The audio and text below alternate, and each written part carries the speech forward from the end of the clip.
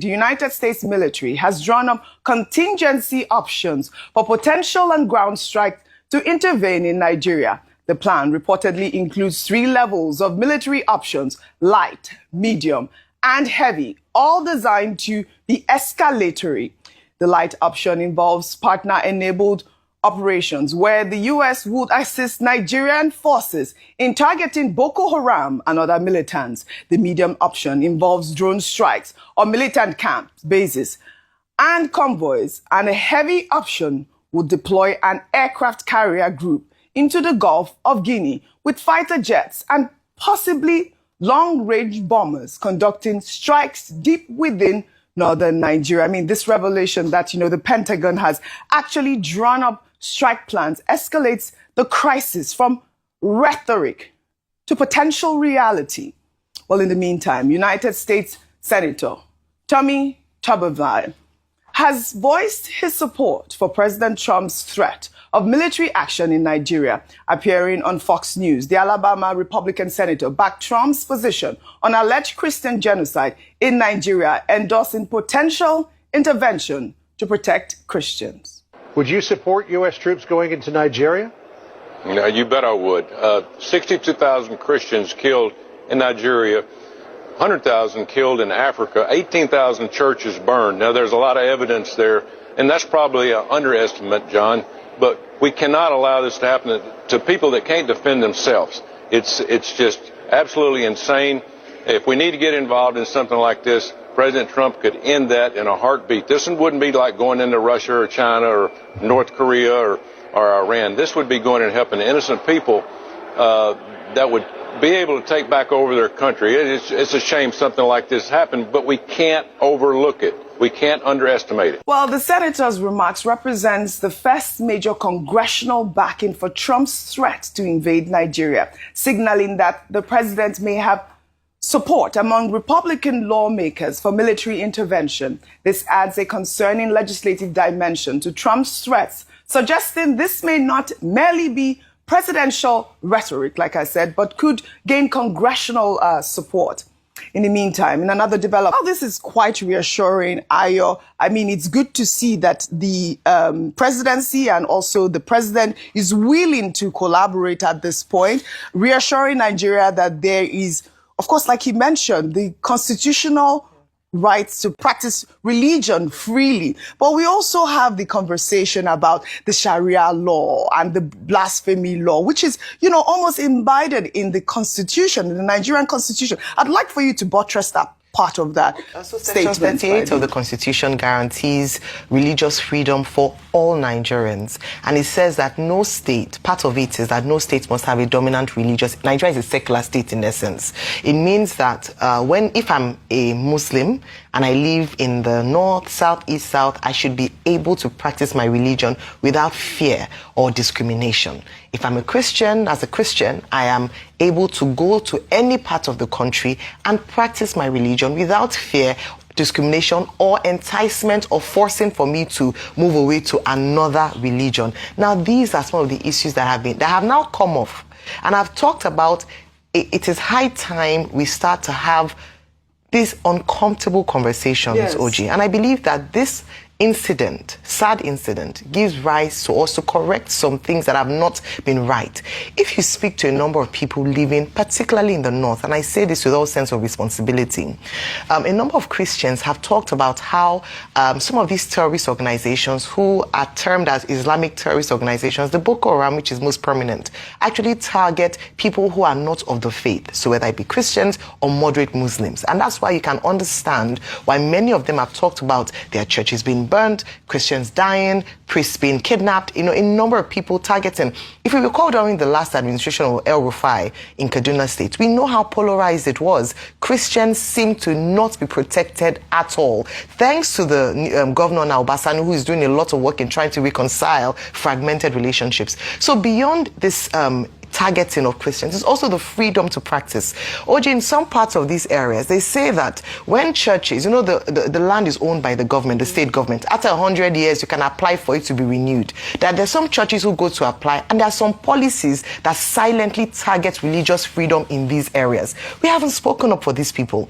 Many times we talk about people who are on certain days or certain religious festivals. We heard Professor Warren talk about that. We have killings in these areas. What does that mean? It means that people are afraid to actually fully express themselves. When you have a state where Sharia law is in operation, how can a Christian freely practice their religion in that area? These are the things that we need to start talking about so that we don't have this narrative of religious intolerance. Beyond that, we brought up the issue of Deborah Solomon in Sokoto State, Samuel, where people were afraid to speak out or speak up. Yes, because of yes, she said something that the other faith said, oh, it wasn't of their faith. Yes. She has freedom of expression. I think what was a bigger travesty was the fact that despite what happened, nobody was apprehended. Till today, even though their faces are in public glare, they were not afraid. They did it brazenly.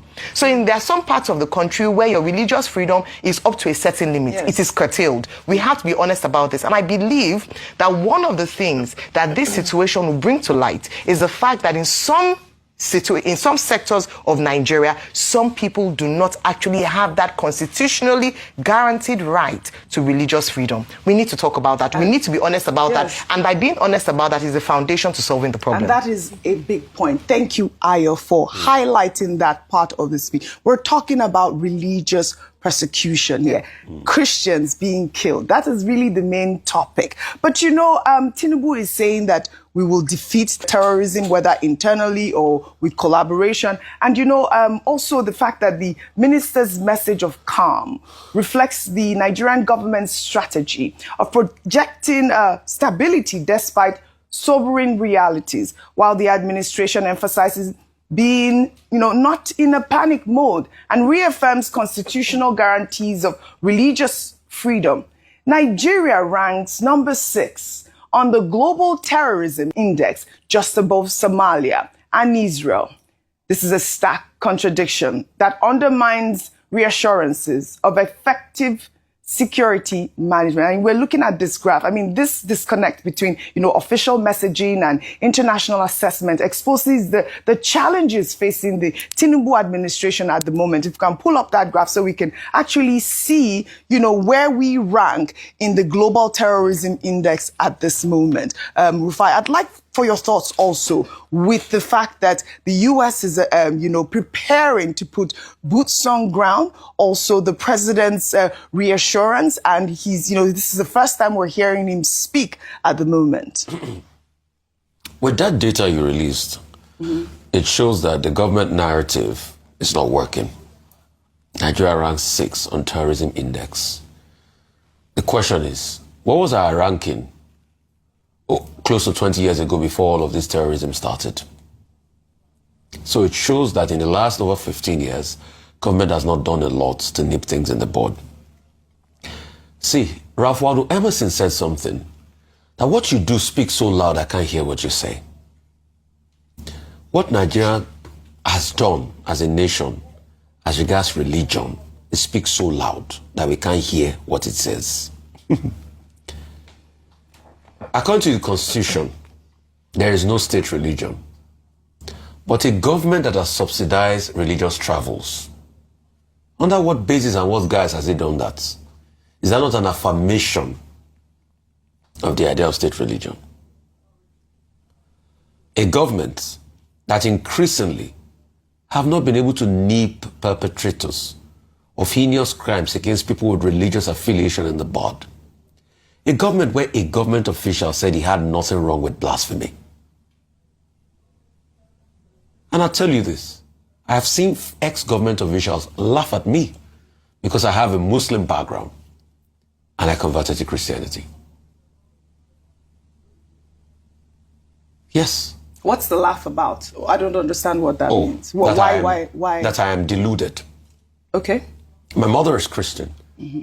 I went through the religious understanding process as a child, but I'm Christian. All right. But I respect my Muslim background. In fact, I do a lot for a family mosque that's built in our village. But I've seen government officials laugh at me, an ex-government official, laugh at me when I put out that tweet saying I don't know what I was doing. Right. So you can see that what we do is different. And there have been persecution along the lines of religion. Yes. Why am I saying this? I'm saying this because every religion should be able to respect one another in Nigeria. Yep. And that's one thing we are not doing enough. But the most important point I want to make, the complicity in the security architecture is a big problem. All right. The fact that people are complicit, I think because see, it even makes it difficult for the fighting soldiers to trust each other. And that's why we've constantly condemned narratives of people that defend bandits and terrorists. So these are the problems we should look at. We want solutions. This is it. But we need to live in a fair society.